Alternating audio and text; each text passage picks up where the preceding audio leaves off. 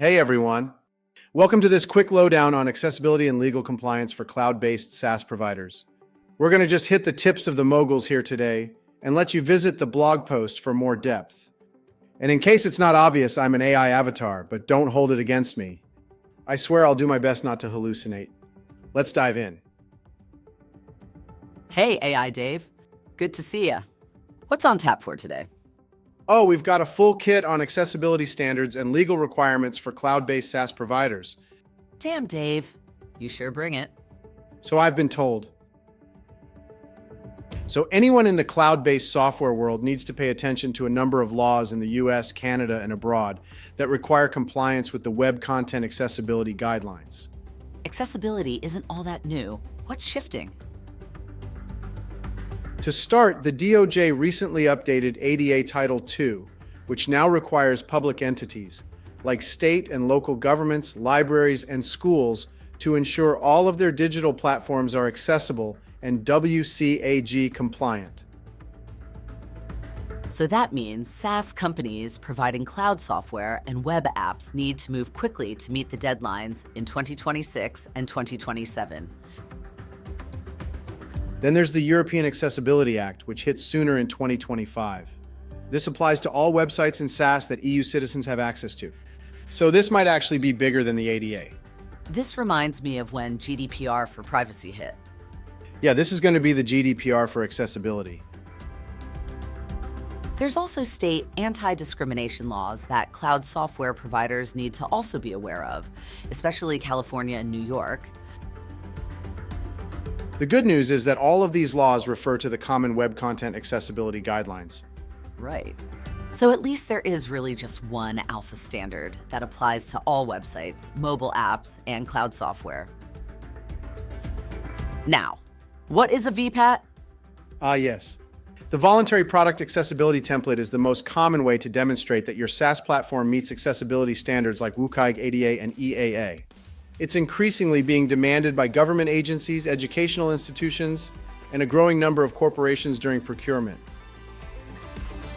Now, you might be wondering, can't I just use AI tools to audit my platform? Well, let's be honest here. As much as we AI types like to think we can do it all, these AI auditing tools are still using old AI. I hate to sound like an AI snob, but they're not plugged into current generative models like we are. Yeah, surprisingly, software with or without AI can still only detect about 30 to 40% of WCAG issues. For a complete SaaS accessibility audit, you'll need an experienced human WCAG auditor who not only knows the WCAG, but the code too.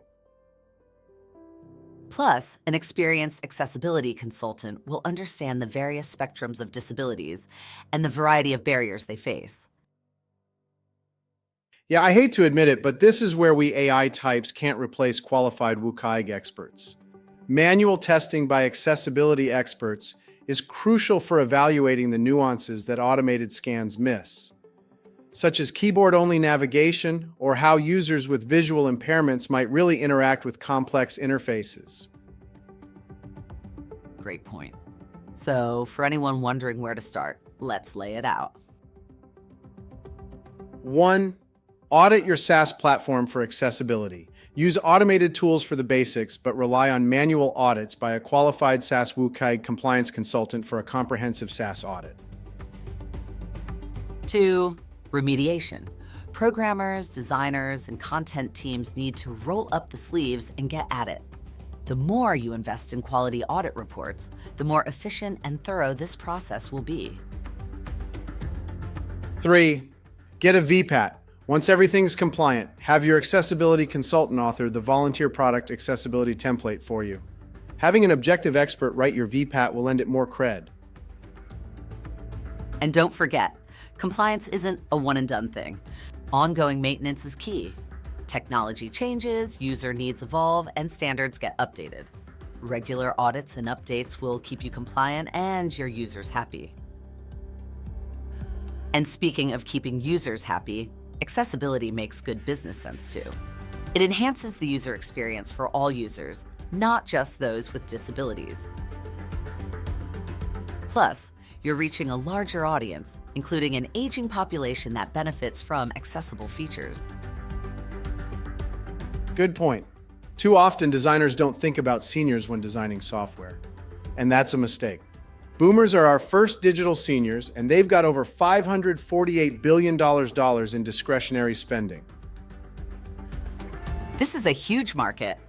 But whether we're talking about seniors, people with disabilities, or any user, accessibility equals usability for everyone.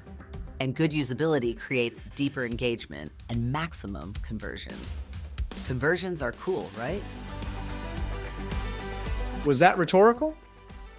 Anyhow, to all our SaaS friends out there, time is ticking. ADA and EAA compliance deadlines are fast approaching. But if you start now and stay disciplined, you can make it. Remember, no shortcuts. Absolutely.